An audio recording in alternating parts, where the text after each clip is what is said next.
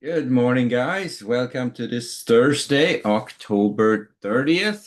Well, tomorrow is going to be Halloween. I'm sure everyone celebrates that, but I, I don't do much about it. I get forced to carve one pumpkin and make sure there's enough candy for the kids stopping by the door. That's about it. Anyway, so Halloween tomorrow, and Thanksgiving in a month, and then Christmas in next month. So that's what's happening. And markets are kind of in a holding pattern. We had the China meeting, the meeting with Trump and Xi went off. And so far, it looks to be a successful meeting. I haven't heard anything negative about it. Otherwise, I would think the markets would be absolutely tanking. There was something bad coming out of that. So I'm thinking positive stuff out of that meeting. Bond market's not being too happy. They're heading lower. The bit of weakness there going on this morning. Indices are just pretty much stable. Gold is still holding below 4,000. So that's kind of the bigger picture. We have a GDP jobless claims number come out today. I'm not sure if they're going to come out. I mean, I don't know. I can't quite tell which is going to be which. Tech earnings came out yesterday as well. Both Meta and Microsoft was down. Last I saw, they were pretty much on the downside. Big time for Meta. And Alphabet was a little bit on the upside, or Google was to the upside. So overall, an interesting picture when it comes to tech earnings. Not sure how that's going to weigh on the market this morning. We have other big tech earnings coming out tomorrow, or sorry, today, this afternoon. And it's going to be very interesting. I'm just going to check what it is. Yeah, the Meta is down $70. Microsoft recovered a bit to 10, but Meta is down 70. That's a bad number. I guess they wanted to happen with that. So starting off this morning, bigger picture, we are pretty much kind of where we held. So and I think the one thing was Powell, and then this is kind of what I was thinking when I was listening to him. They were mentioning that this morning on the news. So they dropped it a quarter point, but then their analysis is like, yeah, we're not going to do anything in the December meeting. It's like so. It just tells you that these guys are in their own little bubble, I think, in terms of how things are going, especially how the labor market is kind of falling apart around them. There's a bunch of big tech layoffs you heard being announced. So labor market is definitely under pressure, and these guys are just hesitating about they're going to drop. They're still thinking about tariffs as being an inflationary thing. So it's interesting, and there's going to be definitely some changes coming to the Fed next year when Powell drops out there. However, starting off today, we are still on the upside. Market has not reacted to Powell yet. They haven't reacted to the tech earnings yet, and we'll see if that happens today. So a nice big move to the upside, but you never know the day after like this when the market has time to digest the Fed announcement.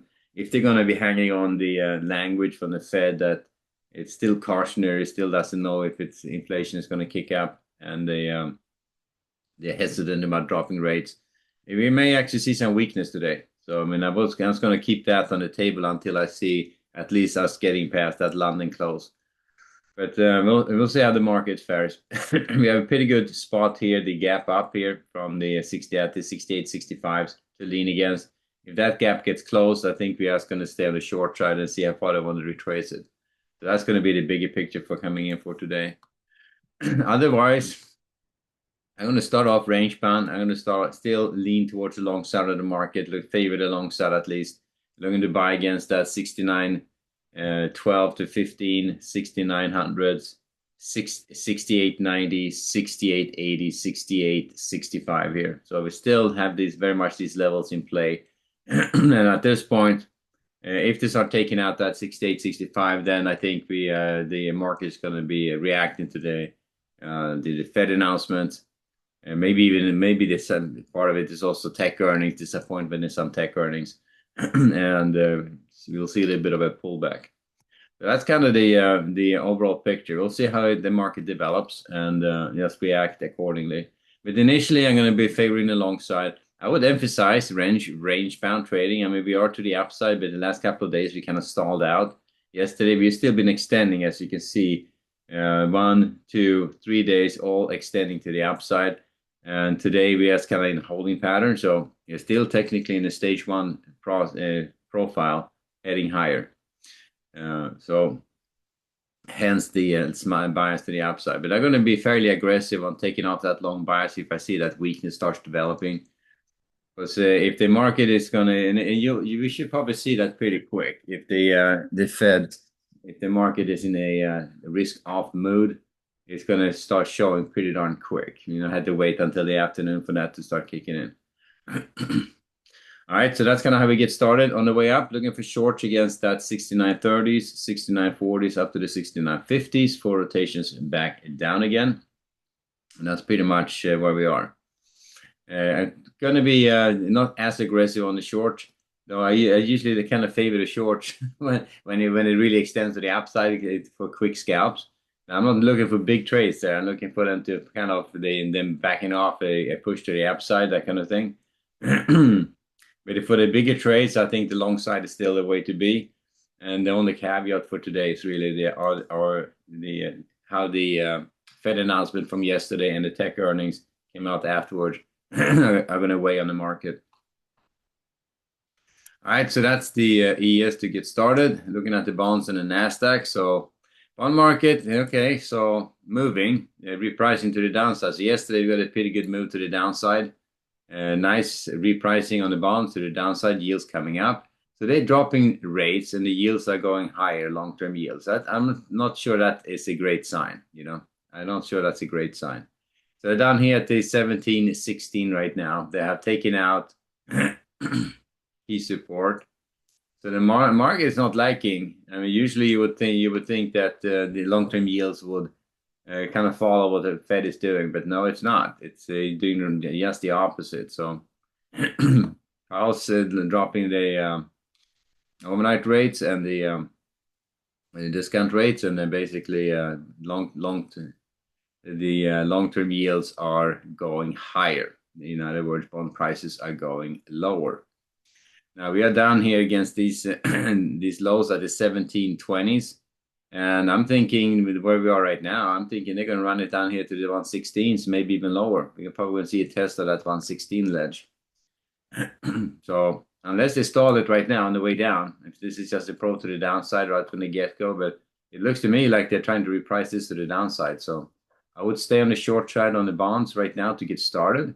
Looking to sell strength against the 1720s, 1728s up to the 118s. Above 118s, I'm taking off that short bias. But starting off on the short side to see how far they can take it. You can see they're already knocking out that support area here, the 116s. So definitely repricing to the downside. So interesting stuff is going on there. You're going to see, pay attention to financial news if they talk about that. What kind of analysis they may be doing out of the bond market or long-term yields going higher like that, popping up like that. When it comes to the NASDAQ, that's the one that's going to be interesting to see here when it comes to big tech earnings. As you see, the big tech did not really derail it in the overnight. It was a small reaction, not huge. And so far, they've kind of been holding on to their gains. So same story there, looking to buy weakness, favored alongside, they're still in a stage one profile. So looking to buy against support is 26 200s, 150s, 100s for rotations back up. I would say if it goes below 100s, maybe include the 26,000, but fairly aggressive on changing that bias this morning on the NASDAQ, since we have a few reasons too. It just depends if they start knocking this down hard in the morning. Probably look for a potentially go with type of trade below that 26 100s and see if they can take it even lower.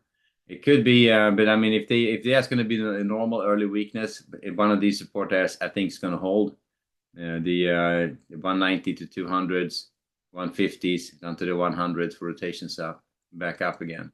And on the way up, looking for short against the 280s, 300s up to that 380, 390s for rotations back down.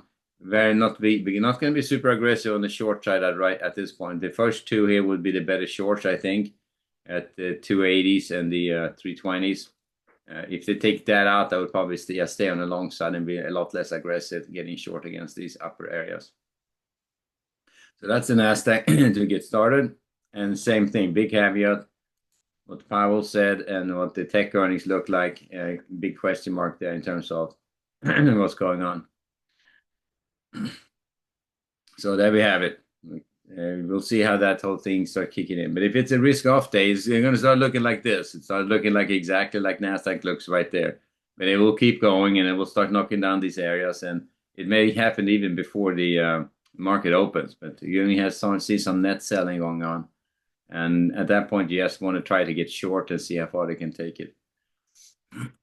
But so far, we're not quite there. We wait for them to take out. Once they take out the 26,100, I would be more inclined to try that short trade. And then finally, oil and gold.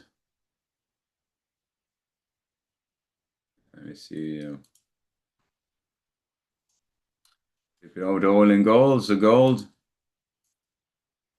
is holding in this area right now. They've been probing lower. It looks like a mess. I may have to go in and further compress this thing because it's so volatile now. It's just pretty crazy. I mean, if you can get in and stay in on gold, you'll be smiling. But you can see how crazy that is. Huge range. But you can this area, this low volume area, 3900 up to the 3950s. And remember, excuse me. And remember the news, the rules, the low volume areas, stall activity. And this is just one prime example of that. So low volume area, activity stalling, and market has been bouncing off it. Now, if they take out the 3900, bets are off. We can head a lot lower. I mean, we can start retracing this whole thing down here towards that 36 level. So we have a lot of range on the downside here to retrace if they start taking out this low volume area at the 3900s. But right now, bouncing wildly from there in that area. So they're down here at the 3900s, they're up here at the 4000, 4050s. So the $100, $150 range, they're moving back and forth violently. So difficult to trade unless you can trade with bigger stops and be prepared for some crazy volatility. I would just stay away from it.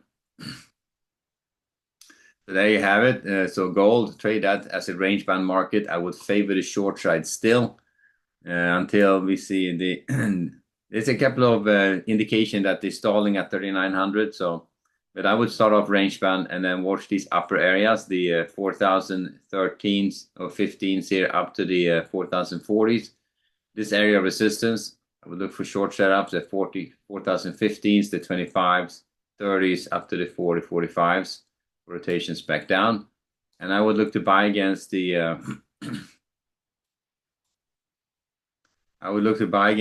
lower the support areas down at 3950, 3940, 25, 20s down to the 3910s here for rotations up again.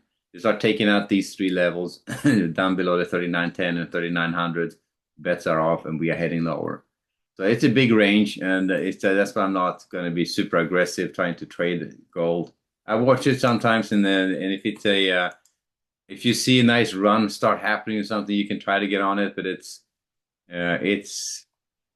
anyone's guess if it's going to be successful. You can get on a trade and they reverse it back, 200 ticks right in your face, and then you go right back down to where you wanted to be. So that's how volatile that is. On oil, so I would just trade it as the range band market. I would favor the short side on gold, but if you can trade it. On oil, we are pretty much grinding lower. So we are down below 60. Looks to me like right now, the situation with China, we're not going to know right away what came out of that thing, I think. But the big thing there is going to be if they can decouple from Russia. If they're not going to stop supporting Putin, that would be one big thing for oil, I think. And you'll probably see oil prices head back down again if that risk premium comes off. So Right now we have a little pop, and this with the sanctions on Russian oil, and so far it's been slowly grinding lower, and I think the market is well supplied with oil, so this is just an initial reaction, and the only one's going to be suffering is Russia. You know, again, everyone's going to buy their oil somewhere else, and eventually they're going to run out of money to fight that war. So I think that seems to be the strategy. It worked every time they tried it before, and that's kind of where we're at on it. All right, so started trading oil from the short side, looking to sell strength against this 60-25s, 60, 70, 75s up to the 61s for rotations back down again. So looking for short setups for rotations back down. The only long I would consider right now is that 59.75, the low. I've been tested that a few times, I've been holding. And I think if they take out that 59.75, we can be in pretty good shape to retrace this right back down again to the lows. So we'll see. But so oil trade at the range bound with a bias to the downside. Gold, I would favor the short side as well. But that is such a range. That is such a wild market right now. I wish I could trade it, but it's one of these things. The same. It's worse than Nasdaq. Nasdaq, you can get in. If you're a little bit wrong on your thought process, you'll get in. You'll get chopped up. Suddenly you'll have done a bunch of money, and it happens so quick. It's like, oh shit, and it's just difficult. So you have to really be deliberate. If you're wrong on a trade, stop trading for a second. You know, it's because it swings so wildly. You want good trade location. That is the only way you can handle it. All right, so we'll wrap it there for now. Back to the ES. And it's kind of where we left it. So let's see how the Powell speech yesterday is going to be digested today, as well as the tech earnings from yesterday. And then we have more tech earnings coming out after they close as well. All right, guys, good trading. And I will see you back at 11:30 for the next update. All right, guys, later.